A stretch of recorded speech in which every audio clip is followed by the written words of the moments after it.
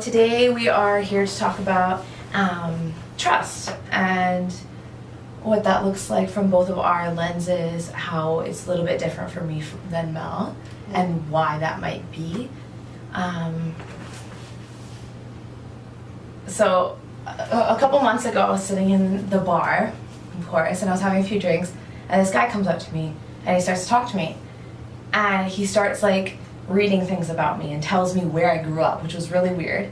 But then he starts talking about how I'm like a very trusting person and how sometimes that might get me a little bit of trouble because I trust too easily. And so yeah, it kind of got me thinking about that, and then we were trying to talk about something that we could talk about today, and that came up in our ideas. So here we are. Yeah, so we're talking about how trusting when it comes in relation to relationships with partners, and how it goes when we're raising our children, how it interferes with us raising our kids. I believe that when we're young, sometimes things happen in our lives and we kind of get marked, we get a story that we create in our mind. And distrust starts to become a thing that follows us, right? Absolutely.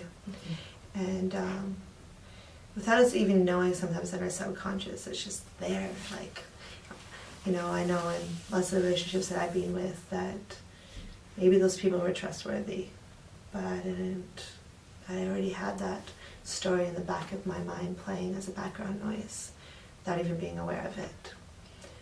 And we were mentioning a couple minutes ago about how with our partner, when I was with him and how when you were with him, it was two completely different things.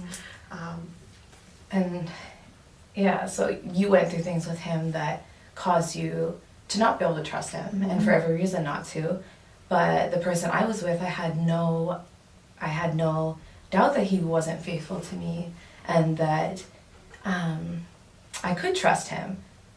So maybe it's the energy being put out there in some way, because you're a big believer in energy. Yeah. I believe in people's energy, and like especially now in my life, I've been really focusing on positive energy. I believe in the best in everyone and believing the best in myself. And I'm noticing that that's starting to bring that into my life even more than it already was. It's manifestation. Yeah. Right? And I think that's exactly what it was, is that all the relationships that I've been in, and in relationships with my children, is that I've had this background story. And when I, in the past 4 years, started to grow and learn and feed myself, I started studying energy and understanding the power of attraction and manifestation, and what we put out there we get, right? Yeah. And walking into something and already having it in the background noise, being like, this isn't safe, or I don't trust you, or I know because of something that's happened in the past, is unfair. So when I asked you a long time, well, how do you know he's not doing that, or how do you know that? It was because my background story, my experiences, made me question how you could be with the same person and have no fear at all. Yeah. And he was, as his best friend, and him coming to me and me knowing your relationship, because I'm that person in his life that he would come and talk to, I knew that he wasn't the same person that I was with. I feel like in everything too, if you like, this is another person, so if you're telling them that they're gonna fail, what does that bring them to? What are they working for succeeding in? You already told me I'm gonna fail, then I'm gonna fail, right? How do you feel like your distrust comes into your parenting, and maybe with the kids, and is it different with each of the kids, or? Oh yeah, so I feel that when I was a little girl and I got that stamped, or that story that was created for me, is that my no wasn't no, or I didn't matter, and I couldn't, and that trust was broken. It's really reflected in my parenting quite a bit. I grew up in a community where you'd wake up in the morning, you'd follow your nose, and I'd be like, that's pupusas. I wonder who's making those, and I'd run around to find the house who had it and knock on the door, and it wasn't even, we didn't lock our doors, we could just knock on the door and say, excuse me, hi, good morning, and it was wonderful, very trusting, very open, and my kids grew up in an environment where there's tons of kids, and all the parents knew each other, and they went to the same school, and I wouldn't allow my kids to go inside the houses. And actually, if they went in someone's house and I found out they went in someone's house, they were going to be in trouble and they were going back outside. They were brought inside for the rest of the day. Or, you know, how many times they were invited to sleepovers, and I still have the same problem right now with them being teenagers and being like, well, it's a sleepover party. Everyone's going and I can't go? Absolutely. You can't go. But you know what? I'm going to meet you halfway. I'll stay awake till 12 o'clock in the morning, 1 o'clock in the morning, and I will go pick you up. You can wear your pajamas, you can do the whole party thing, but you are not sleeping in somebody else's house. There's very few people that I will let my kids sleep over at their house.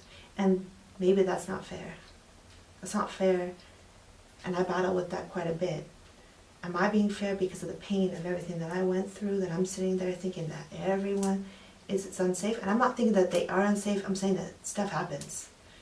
Stuff that would never expect to happen because what happened to me, there was no signs of it, and the people and the adults that were around, they would never have seen it coming.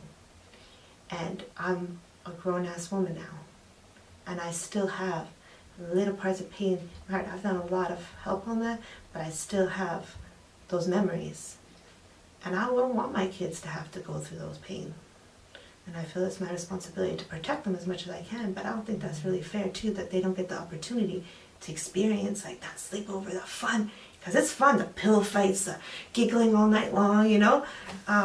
So it's reflected in my parenting quite a bit. I wonder, like, Leo's so young still, so I haven't gotten to that point with him, but I wonder, because mine's so young still and I haven't gotten to that point with him, I wonder if I will be as trusting with him as I have always been with myself. Like, I know my parents were pretty lenient, but I grew up in a very safe environment, and now things are so different. And I know.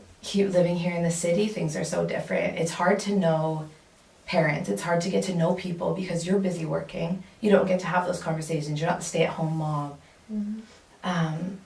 So yeah, I wonder if I'll be less trusting when it comes to him than I am with myself. I feel like you're, like, as a parent and as a mother, you're more protective of your child than you were or than you are of yourself in some way. But it'll be interesting to see when it comes to that time when he's a teenager.